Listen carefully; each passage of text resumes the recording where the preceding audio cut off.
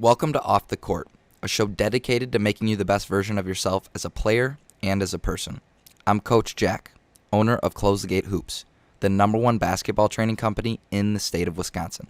If you're trying to take your life and game to the next level, this is the podcast for you. Let's get it. What up, gatekeepers, and welcome to another episode of our CTG podcast. Whatever one of our subsidiary companies you are listening to right now, it's Coach Jack. And I'm happy to be here again. So today's episode is going to be regarding the topic of death, a very, very scary topic. My grandfather passed away the other day, which has brought up more thoughts of my father's passing, who was the original founder of CTG. But it's really made me reflect in terms of what our greatest teacher is, right? And I truly think that death is our greatest teacher.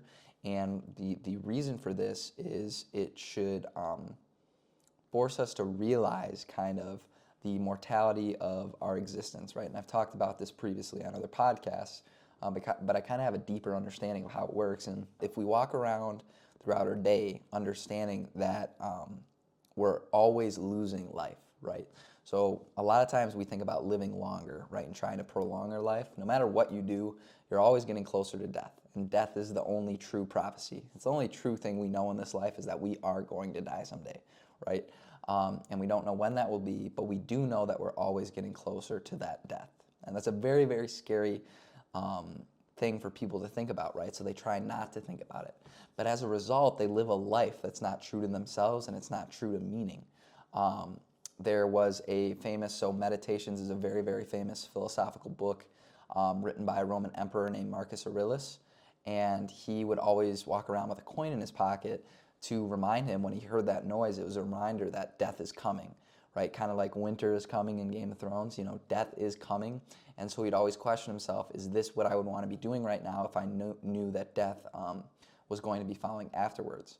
So all of his intentions behind his actions were very true to his mortality, right? He didn't do anything without the thought of death in his mind, and he would be satisfied with what he was doing if death was forthcoming.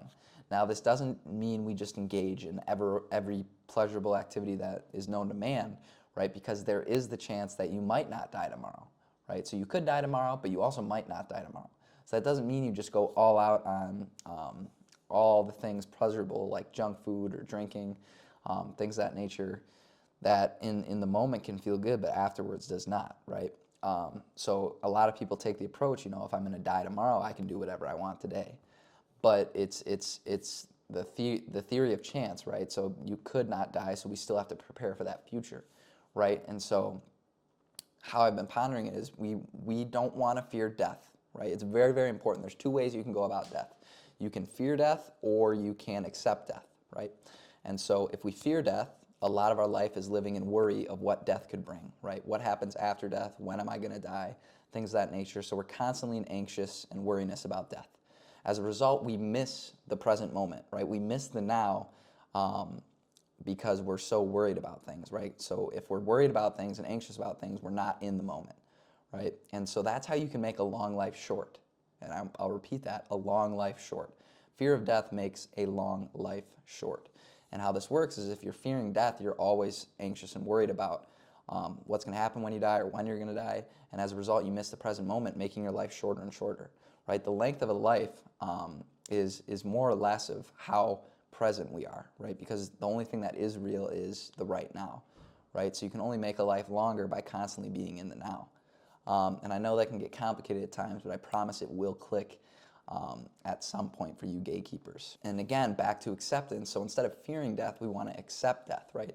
Accept the limitations of us as humans. Accept that we don't know what's going to happen after death. Accept that we don't know when we're going to die. And accept all the limitations that we have because with acceptance comes peace. And with peace comes a long life because we can live in the now with peace, right? But my equation, kind of what I've been coming up with in how to live a life with, death is coming, right? That Game of Thrones term, is we have to live a life of short-term and long-term, right? So I love to write in my notebook ST plus LT, right? So short-term always comes before long-term, right? Because long-term is never guaranteed. So pleasures do play into a factor here, but you also have to consider the possibility of you not dying tomorrow as well, right? So every action I take, I try to take in terms of a short-term and long-term enjoyment. So reading for me, I find it very pleasurable short-term, and I know long-term it's going to benefit me as well by increasing my knowledge and learn how to be at peace with whatever's going on around me. And so this is kind of my equation for death wisdom is short-term plus long-term, and always keeping death at the forefront, but make sure we're accepting death and not fearing death. And I think it's very, very important to have the topic of death be something that people can openly talk about and think about and discuss and conceptualize, because it's truly is our greatest teacher in teaching you what's very meaningful in our lives and what is full, right, in our lives.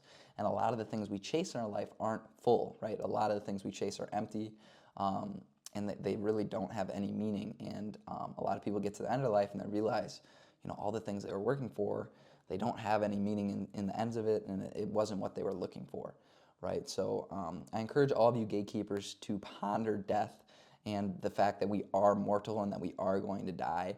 And it's very important to have that as the bedrock of each and every one of your days, because one, you don't waste a day, and two, you also, everything becomes enriched because you know that this moment isn't coming back and this is the only moment you have of it.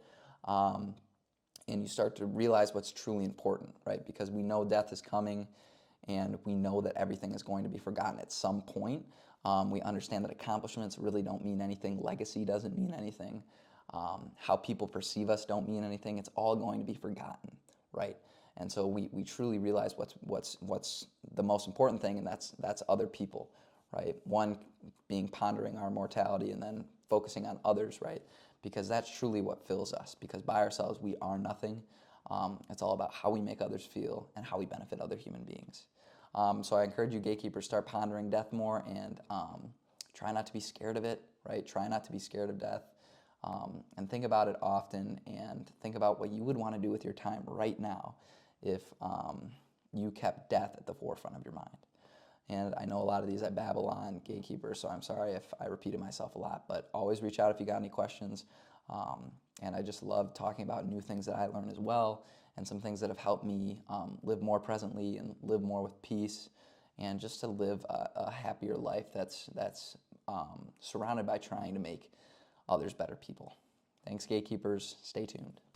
Thank you so much, gatekeepers, for listening to this new episode of Off the Court. If you're listening to this on Apple Podcasts, please leave us a review. If we've helped you out in any way, this will do so much for CTG to continue to change more lives. Remember, our mission is to influence as many lives as possible. Another pro to leaving reviews on Apple Music is that you can also be submitted for free shoe giveaways, along with getting shout outs on our podcast page or social media following that has over 15,000 listeners and over 150,000 followers. So take advantage of leaving a review that takes you less than 30 seconds. If you're a coach, parent, or athlete wanting to learn more about how to build basketball training workouts, look no further. Once you go to our website at ctghoops.com, just wait that 7 seconds for that ebook to pop up, and then all you're gonna have to do is type in your email, and you'll get a completely free ebook of 20 pages on how to build your own basketball training workouts.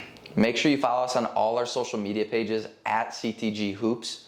Don't forget, we're also famous for selling the basketball training notebook on our website, specifically designed to give basketball players a blueprint on how to improve themselves.